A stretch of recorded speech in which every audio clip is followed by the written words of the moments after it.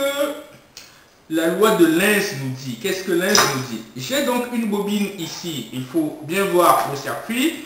Je n'ai pas de générateur du courant dans mon circuit. Je ne dispose pas de générateur du courant. Les seuls éléments dont je dispose, c'est une bobine et un micro-ampèremètre, c'est-à-dire un appareil qui me permet de savoir qu'il y a du courant qui circule et qu'il y a du courant qui circule dans le sens positif et dans le sens négatif. Voilà, je ne dispose pas de pile de batterie, je n'ai pas de générateur puisque le travail ici c'est de produire donc de l'électricité. Je n'ai pas besoin de l'électricité pour produire de l'électricité. Voilà, donc voilà les éléments que je dispose. Donc qu'est-ce que la loi de Lenz dit? La loi de Lenz nous dit, la loi de Faraday-Lenz nous dit que je dispose donc d'un barreau magnétique, un aimant. Lenz dit que si je déplace un aimant, donc je déplace un aimant dans une bobine, donc je fais varier le flux de la bobine. Nous avons vu précédemment ce que c'est que le flux. Donc en déplaçant, je parle vraiment de mouvement de déplacement. Si je pose l'aimant dans la bobine, je ne déplace pas l'aimant, donc je ne modifie pas le flux. Donc la notion de variation de flux ici est très importante parce que nous parlerons par la suite de variation de flux sur la variation du temps.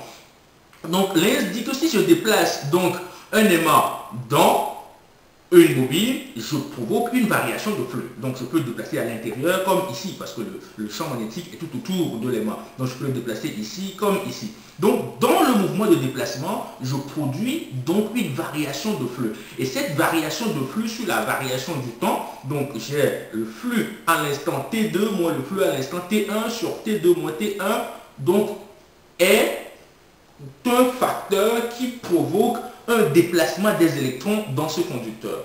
Mais est-ce que ça c'est vrai? Rien n'est plus absurde aujourd'hui au XXIe siècle d'accepter une théorie sans vérifier, sans savoir si c'est une réalité ou non. C'est pour cela que nous allons voir si ce que Lenz a dit, si ce qui est écrit dans les livres et que les professeurs racontent est une réalité. Nous ne contestons pas, mais nous voulons juste nous assurer. Bon, donc ici, je relie donc la bobine aux deux polarités de mon galvanomètre à 4 mobile. Voilà. Donc, au lieu, pour augmenter donc le champ magnétique, je vais placer donc un noyau à l'intérieur. Un noyau, c'est donc un rond que nous avons déjà utilisé à l'intérieur de ma bobine. Et donc, je vais déplacer. Pour augmenter l'effet de mon aimant, je prendrai donc les deux aimants et je vais donc déplacer. Donc je déplace et vous voyez, je vais faire un zoom sur le galvanomètre pour que vous puissiez voir le déplacement. Donc je déplace et en déplaçant, dans le mouvement de déplacement, vous voyez que l'aiguille est en mouvement. L'aiguille est en mouvement. Quand l'ampèremètre est en mouvement, ça veut dire qu'il y a donc des circulations d'électrons dans un sens comme dans l'autre. Je vais associer les deux bobines pour avoir un déplacement beaucoup plus sensible. Donc ici, je mets les deux bobines en série et je fais le déplacement. Vous voyez que l'aiguille est en mouvement dans mon déplacement. Donc je fais le déplacement. Quand je me déplace, vous voyez, quand je déplace donc l'aimant, j'ai donc l'aiguille qui est en mouvement. Donc ici, vous observez bien, quand je déplace, pendant le déplacement, vous avez l'aiguille qui bouge en plus et en moins. Cela veut dire que j'ai une circulation du courant en déplacement. Vous voyez bien l'aiguille qui bouge, qui se déplace en plus et en moins. Ce qui est très sensible ici et est lié en fait au mouvement de déplacement. Donc nous produisons ici de l'électricité. Je suis en train de produire donc une circulation du courant, des électrons qui se déplacent, donc je développe donc de l'électricité. Maintenant, analysons la loi de Lenz. Nous avons donc une bobine et quand nous introduisons un aimant à l'intérieur, il y a donc une circulation du courant. Mais ce que Lenz a remarqué également, c'est que en théorie, nous allons voir analytiquement comment mettre en application, comment quantifier cette force électromotrice, parce que qui dit circulation du courant dit naissance d'une force électromotrice. Mais ce qui est remarquable, c'est que quand nous introduisons donc l'aimant dans la bobine, nous provoquons une modification, une variation du flux à l'intérieur de la bobine. La bobine a une particularité, celle de l'inductance, c'est que elle s'oppose à la cause qui donne naissance en fait à ce courant. C'est-à-dire, l'effet, c'est le déplacement de l'aimant à l'intérieur. Et nous créons donc un courant à l'intérieur. La bobine en elle-même crée un courant pour s'opposer à cet effet. Ça veut dire quoi concrètement? Ça veut dire que j'ai le pôle nord de mon aimant ici. J'ai le pôle sud ici.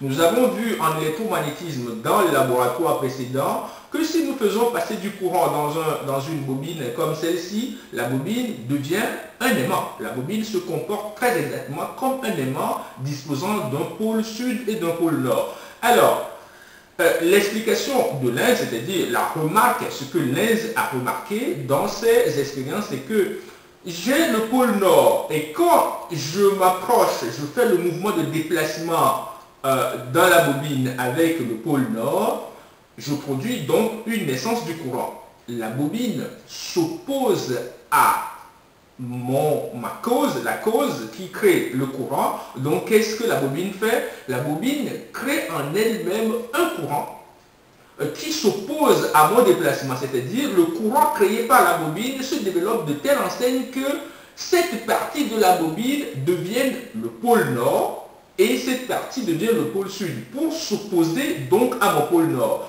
Si je ramène le pôle sud vers l'intérieur de la bobine crée un courant pour s'opposer à la cause de la naissance du courant induit. Donc, je fais circuler un courant induit et la bobine crée un courant pour s'opposer à cette cause. Alors, comme c'est le pôle sud que je rapproche, la bobine va créer un courant qui va développer un champ magnétique de telle enseigne que cette partie de la bobine sera le pôle sud et donc va s'opposer à la cause. Vous savez que deux aimants de même polarité se repoussent, voilà, et deux aimants de polarité contraire s'attirent.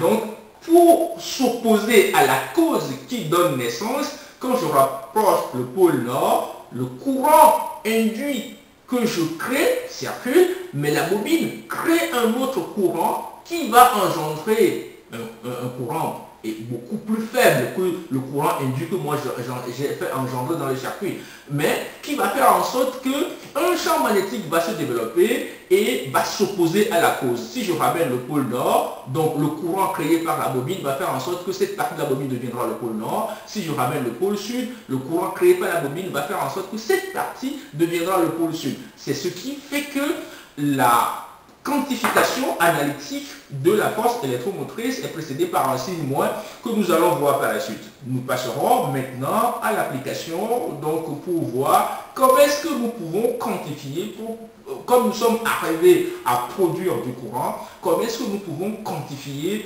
donc cette force électromotrice.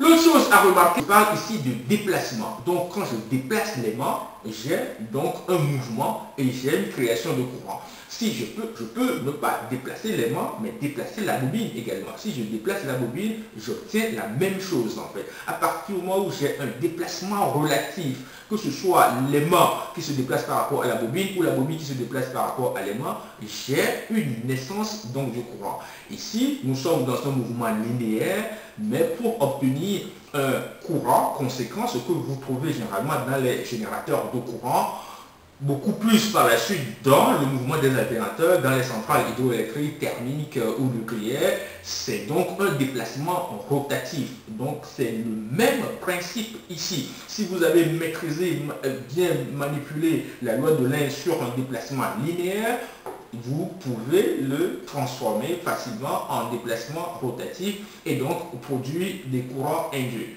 Passons donc à l'application.